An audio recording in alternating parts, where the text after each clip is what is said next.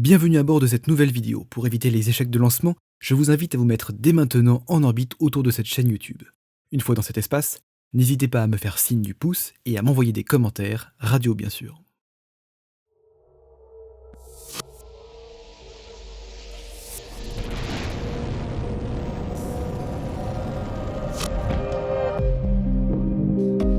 Salut, aujourd'hui je vous propose une vidéo assez spatiale. Pour fêter les 30 ans du lancement de l'extraordinaire, insurmontable, immortel télescope spatial Hubble, je vous ai préparé une sélection de 10 vidéos exceptionnelles, à la fois esthétiquement et scientifiquement, que nous devons à cet instrument spatial qui est certainement le plus connu au monde. Alors oui, si Hubble a aujourd'hui une telle notoriété, c'est surtout grâce à ses images sans égale et non grâce à ses vidéos. Mais j'ai préféré faire ici une vidéo de vidéo plutôt qu'une vidéo d'images, car c'est plus captivant. Et n'oublions pas qu'une vidéo est par définition une succession de plusieurs images. Enfin, si vous voulez en savoir plus au sujet de Hubble, je vous ai aussi concocté une sélection de contenus très intéressants réalisés par d'autres youtubeurs francophones, donc n'hésitez pas à aller faire un tour à la fin de la vidéo, et de toute façon, je vous mets le lien de cette playlist en description.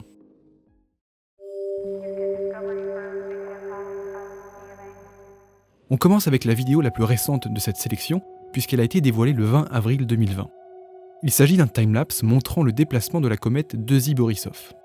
37 images, prises entre le 9 décembre 2019 et le 24 février 2020, ont été capturées par la caméra grand angle numéro 3, Wide Field Camera 3, et assemblées pour former cette vidéo. Puisque la comète se déplace par rapport aux étoiles situées en arrière-plan, Hubble s'est calé sur la vitesse de déplacement de la comète afin de capturer des images nettes de celle-ci, alors que les étoiles sont quant à elles étirées par simple effet de flou de mouvement. Borisov n'est pas une banale comète. Elle n'est rien d'autre que la première comète observée provenant d'un autre système solaire. De récents résultats spectrométriques obtenus avec Hubble ont montré que Borisov contient au moins 50% de monoxyde de carbone de plus que d'eau, une quantité qui est 3 fois plus élevée que la majorité des comètes de notre système solaire interne. Borisov a donc des propriétés très particulières et représentatives du système solaire dont elle provient.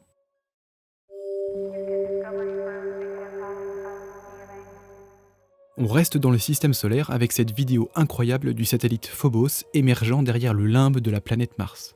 La vitesse n'est pas réelle puisque le film couvre une période de 22 minutes, ce qui reste relativement très bref. En réalité, la vidéo scientifique originale a été réalisée à partir de 13 photos uniquement. Mais pour que le mouvement soit naturel et non morcelé, des images intermédiaires ont été rajoutées par interpolation. Phobos est une des 2 lunes de la planète rouge. De forme irrégulière, il ne mesure que 27 km suivant sa plus grande dimension, et avec une période orbitale de 7h39, il effectue 3 révolutions autour de Mars en une journée, ce qui fait de lui le seul satellite du système solaire qui orbite plus vite qu'une journée écoulée sur sa planète associée.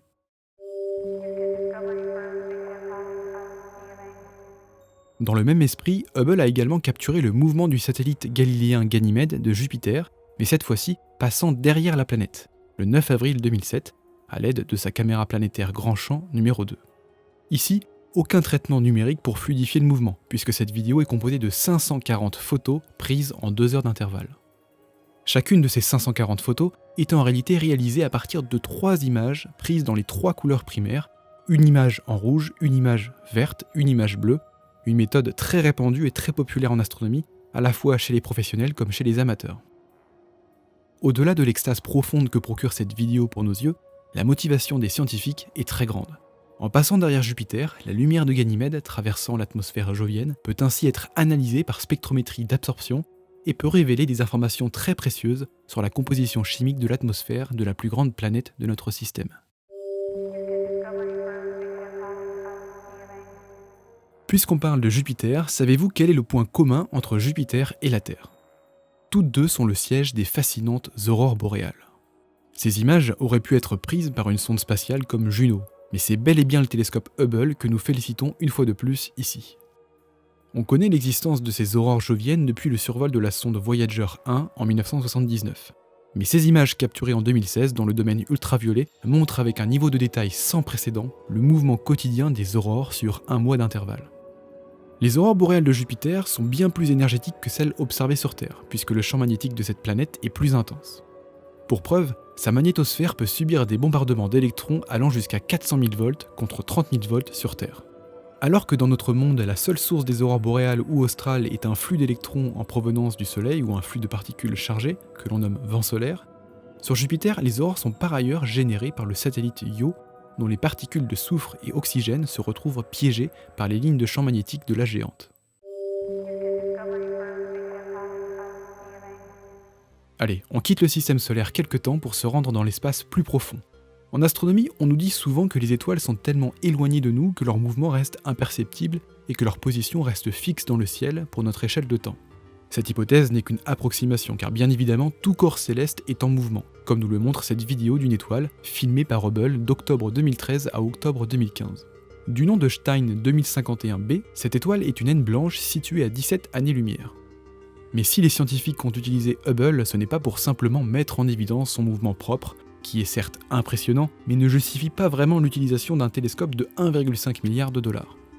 Cette modeste vidéo a en réalité permis de reproduire l'expérience d'Eddington de 1919 sur la relativité générale, non pas cette fois avec le Soleil, mais avec une autre étoile. Vous avez sûrement remarqué qu'au cours de sa trajectoire, Stein 2051b passe devant une étoile située en arrière-plan. Et comme la relativité générale d'Einstein nous dit que tout corps massif déforme l'espace qui l'entoure, la lumière d'un objet subit elle aussi une déviation lorsqu'elle passe près d'un corps très massif. Les astronomes ont donc réussi à observer l'infime variation de la position de l'étoile en arrière-plan due à la courbure de sa lumière au voisinage de la naine blanche Stein 2051b. Une variation qui est de 0,002 arcsecondes, soit à peu près 1000 fois plus faible que ce qu'avaient obtenu Eddington et Dyson en 1919. Pour en savoir plus, je vous renvoie vers mon plus gros projet vidéo sur YouTube, à savoir le documentaire Dans l'ombre d'Einstein, qui explique en détail l'expérience de la relativité générale de 1919 et celle réalisée 100 ans plus tard, en 2019, par des astronomes français lors de l'éclipse solaire totale à l'observatoire de la CIA. Cette vidéo d'une netteté inégalée montre l'évolution de jets de matière provenant d'une étoile en train de se former. Ces jets, désignés plus scientifiquement d'objets Herbig Haro, HH, ont des vitesses ahurissantes estimées à plus de 700 000 km/h. Bien que cette vitesse soit astronomique, la distance qui nous sépare de ces jets l'est également, et il faut attendre plusieurs années pour que les télescopes puissent observer ce faible déplacement. Ainsi, il a fallu 14 ans de patience pour qu'Hubble puisse distinguer le mouvement de ces éjectats et puisse réaliser ce timelapse. Les objets HH sont créés lorsque la matière d'un disque d'accrétion tourbillonne de plus en plus rapidement autour d'une étoile en cours de formation. Cette matière est ensuite éjectée à très haute vélocité en dehors du disque par les extrémités de l'axe de rotation de l'étoile. Sur cette vidéo, la proto-étoile est masquée par un nuage sombre et est invisible. Mais la région très brillante de couleur bleue sur la gauche est en fait éclairée par sa lumière. Lorsque ces jets de matière en provenance de l'étoile rencontrent des nuages de gaz interstellaires, des arcs de choc se créent et réchauffent la matière, générant des zones très brillantes, comme cette zone blanche sur la droite.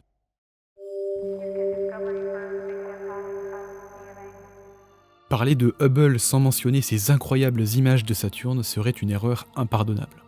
Voici une vidéo remarquable de la rotation de la fameuse planète lorsque ses anneaux étaient à leur maximum d'inclinaison en 2003. Cette configuration, qui se reproduit tous les 15 ans, intéresse énormément les astronomes puisqu'elle permet, depuis la Terre, d'étudier en détail une des régions polaires de Saturne. Cette vidéo est composée d'images prises à intervalles réguliers pendant 24 heures.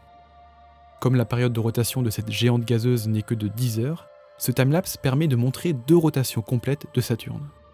Les couleurs ont été volontairement accentuées dans la seconde partie de la vidéo et permettent de distinguer les différentes nuances réparties en bandes de son atmosphère. Si ces images sont aussi détaillées, c'est en grande partie grâce à la caméra ACS pour Advanced Camera for Surveys et son module haute résolution HRC. Elle ne faisait pas partie des caméras initialement présentes lors du lancement du télescope spatial Hubble, mais a été installée lors de la mission STS-109 de la navette Columbia en mars 2002.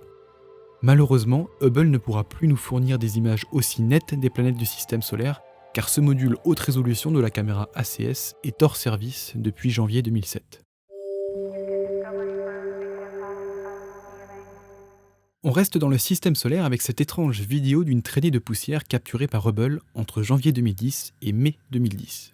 Même si les comètes produisent également ce genre de signature caractéristique, celle-ci semblerait avoir été causée par une collision entre 2 petits astéroïdes de la ceinture principale, dont le plus gros des deux, d'une taille de 120 mètres, est encore visible sur cette image.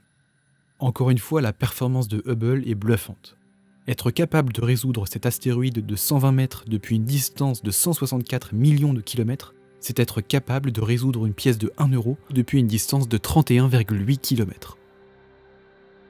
Toujours est-il que ce qu'on observe ici semblerait être une collision, en utilisant le conditionnel, car aucune observation préalable n'a pu témoigner de cette potentielle rencontre fracassante.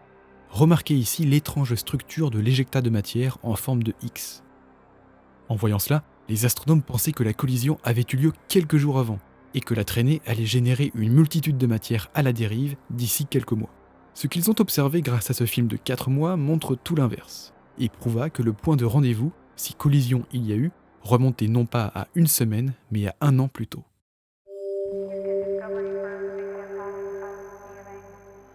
Avant de terminer par mon coup de cœur de ces vidéos stupéfiantes du télescope spatial Hubble, en voici une qui mérite qu'on lui accorde quelques secondes d'attention, surtout qu'il lui a fallu 2 ans et demi pour être réalisée. Il s'agit d'une célèbre explosion d'étoiles en supernova dans la galaxie du Cigare M82. Célèbre, car cette supernova, bien que située à 11 500 000 années-lumière, fut assez brillante en 2014 pour être visible et photographiée par des astronomes amateurs du monde entier. Ici, en plus de la lumière directe provenant de la supernova SN 2014J, c'est son nom, un anneau de lumière retardé s'éloigne de l'étoile et reste visible longtemps après l'explosion. Ce phénomène est appelé écho de lumière.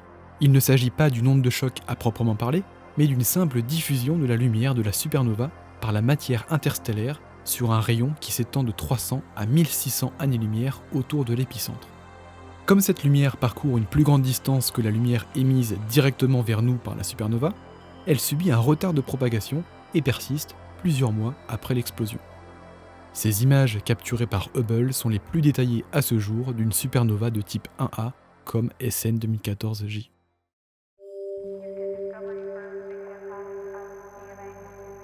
Si vous êtes encore là, c'est que la dernière vidéo vous intéresse. En effet, j'ai gardé la meilleure pour la fin, ou en tout cas celle qui me surprend encore aujourd'hui, même si elle date du 17 novembre 1995, alors que je n'étais pas encore né, comme certains et certaines d'entre vous sûrement. On revient donc sur Saturne avec cette vue inédite et rare de l'ombre de 3 de ses satellites projetés sur elle-même. Ce qui est fabuleux, c'est que 2 d'entre eux projettent leurs ombres sur les anneaux sous forme de traits sans fin. En premier, le trait ténu est causé par Encelade, puis en second, arrive un trait sombre plus marqué de Dioné.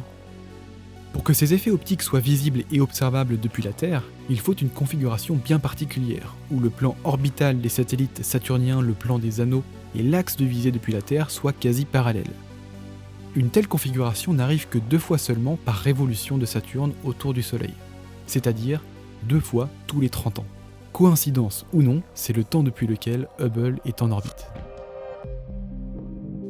Et pendant ces 30 années, Hubble a fourni pas moins de 150 téraoctets d'images de notre système solaire, de notre galaxie et de notre univers.